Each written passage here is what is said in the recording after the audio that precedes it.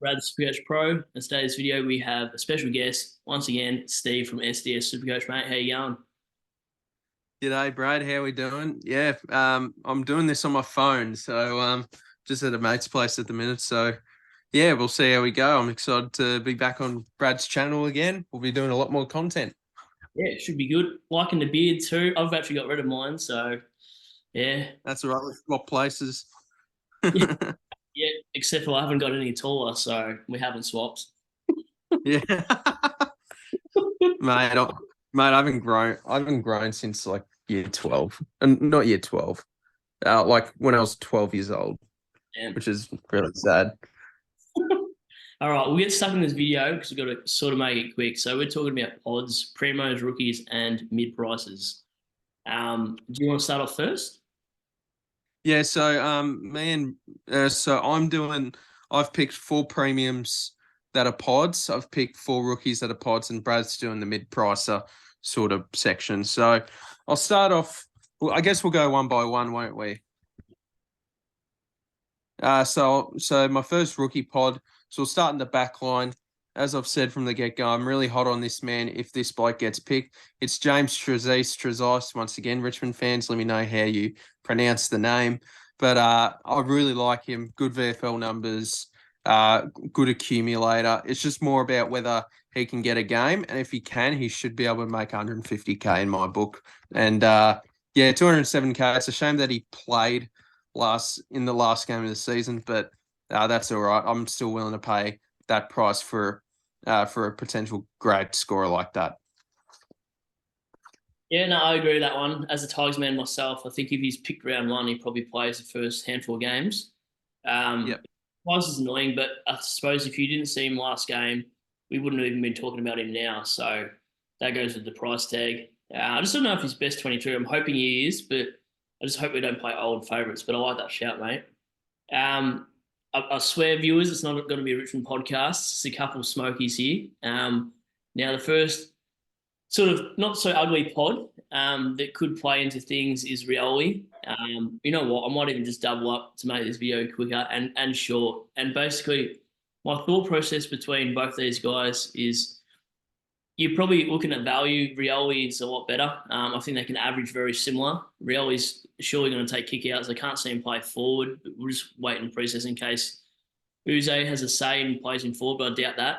And short in the midfield, it looked pretty horrible. Look, if he's playing practice games in the middle, just cancel him off your watch list straight away. But if he's playing back line, I think he can actually make top 8 in the back line easily, average 100. I just think in the middle, he doesn't take his time to use the ball, mate. So, yeah, what's your next player? So we'll stick in the back line. My first primo pod, we're going to go with Luke Ryan from Freo. Finally not a Richmond player, but so yeah, Luke Ryan. Obviously, Fremantle and Port Adelaide both have a really good buy. Don't can play with you. Freo and Port premiums can play throughout the early buy rounds and then the mid-season buy rounds, and they've just got to buy on their own, those two teams. So with Hayden Young moving into the midfield, I just wonder if people are just underestimating Luke Ryan's potential as a scorer once again. So, I mean, he's the fourth most expensive. So if you're not feeling James Sicily or Tom Stewart or Nick Dacos and you like going more of a pot option, that sort of thing, I'd go with Luke Ryan. So, yeah. Yeah, I like that pick. And like you said, with Young going into the midfield, he should take more kickouts as well, you'd think. Next player I'm going to speak about, not really mid-price pod, but for the midfielders, it's sort of relative.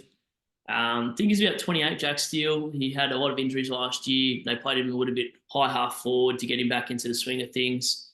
I think he had a good elimination final score, though, in there. I'm pretty sure it was 130 in there. Anyhow, I think he can get back to his best. I'm not sure if he's a top 10 or 12 midfielder, though. Could be just a placeholder, but for a guy that you think is probably going to average between 104 and 108, I think he's a pretty handy pickup. You can't have the best of the best everywhere. His fixture's all right, so I just don't mind the pick for the midfield spot. It's not too ugly. A lot of people say stay away injury prone, but I think he's played most years, most games. But what do you think of that one, left field? I don't mind it. It's just more of a thing where shout out to my man John O'Carroll. I think I've heard rumours that he's going to start him, but I think he's probably just been a value option for 1 year too many for my liking. But I mean, he should be fully firing. But yeah, I think he's just playing more of a team role, and that's St Kilda's side. So I don't mind it. Like, people can go there if they want. I'm going to go with my two midfield pods. So for the Premo pod, I've got Connor Rozee, another bloke with the round 13 bye with Port Adelaide and Fremantle, just recently named as captain of the Port Adelaide Football Club, signed a massive long-term extension. He's set for life, and he can lead it, certainly be a much better captain than Tom Jonas. Missed to play 10 games. So yeah, I think Rozee is, if you're not feeling Butters, I think Rozee is a perfectly fine option, probably less of a tag target as well. And then I think my midfield rookie pod, I'm going to go with Matt Roberts from the Swans. So at 156k, he had some really good VFL numbers. Some really good under 18 championship numbers. So really high possession getter. If he gets a game, he could be that next Sydney breakout candidate if Justin McInerney isn't really playing the way he should, or that sort of thing. I guess he's got to compete with James Jordan now at the club.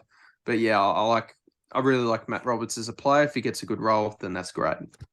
Yeah, I agree with that one. Especially if he's best 22 round one, you got to pick him up. Yeah, we get a free look at it anyway in round one. Yeah, that's the thing. And my mid pricer was going to be something ugly, but I've made it slightly better than what we're talking about off air, Steve. It's Taylor Adams. I actually forgot about this bloke. Yeah. Midfield time apparently. Grundy hitting it to him again. Surely he'll be, thereabouts as the top 6 forward. Am I starting him? Probably not, because I know I have to trade him out by round 10, and he probably won't make me 150k to make it worth it. But I don't think it's a bad starting option if you're not starting a McRae, Flanders, and whatnot in your forward line. I certainly wouldn't leave him in your midfield, but I just think he's got the capability to be in that top bracket in the forward line. But he played the whole season and got injured in the final. So what's your thoughts on him? Much or?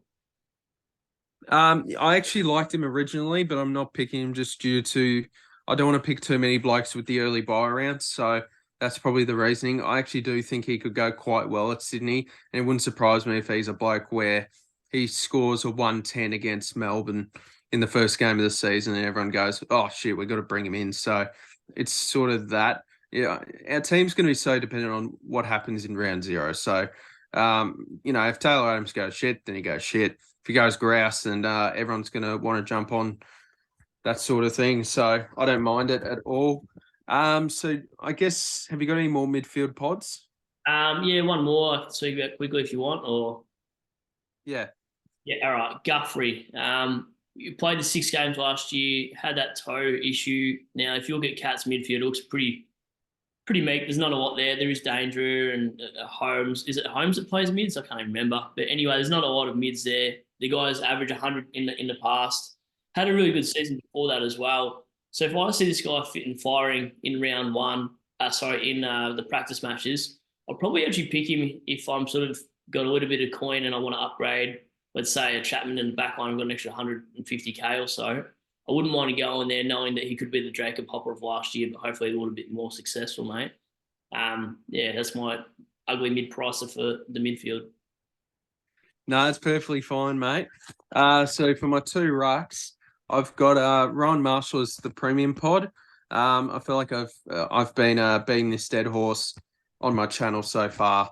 That Ryan Marshall, I think, can be a really good pick if people aren't feeling Gawn or Grundy. Just only 60k more than Max Gawn.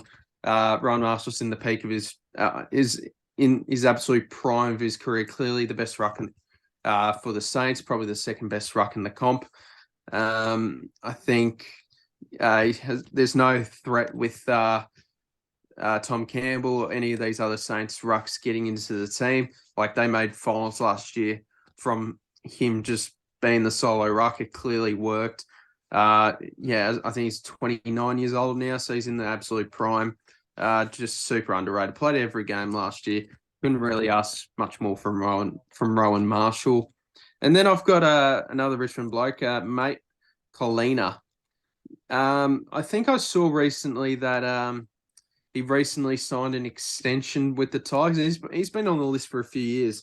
That just got me thinking they must really rate this ruck if they're still keeping him on the list after a few years. So I think Kalina could just be a dark horse if Sam Naismith goes down or Toby Nankervis goes down. It was pretty tough to pick a pod rookie ruck. So I just thought I'd go with him, just maybe something to keep in mind. Yep, no, it's not a bad one. I think he's a category B pick, hence the signing. I think he's our tallest player on the list though, so ex-basketball player. Like you said, I think it probably would take a Nate and a Naismith to go down. They've also got Samson Ryan in the pecking order, so I really don't know what our order is for the ruck because they've also got Ben Miller that they've tried there as well. It's a bit of a ring, but he's definitely a pod ruck rookie. The one I actually like, which is a weird one, is if you're going to handcuff players, I wouldn't mind seeing a Soldo and Yeah, I don't mind. you know where I'm going to this? Yeah. Yeah, Soldo and Sweet. I think Soldo has the capability to match Grundy and doesn't have the early buy at all. He's actually got the good buy. And without Nank, he averaged around, well, when I saw his scoring anyway, I was actually going to pick him up late in Supercoach because he'd score anywhere between 80 and 100. But I think knowing that Nank's not going to be there, obviously, I think he actually averages around 90, 95. And it wouldn't surprise me if he averaged 100. So he'd be an absolute pod ruck. And they paid up for him. Like, they got ripped in the draft, in my opinion, for what they gave us. We got a second round and some other picks as well, and just paid overs. And I just think he's got a good midfield to hit to. So I think he's actually pretty good value.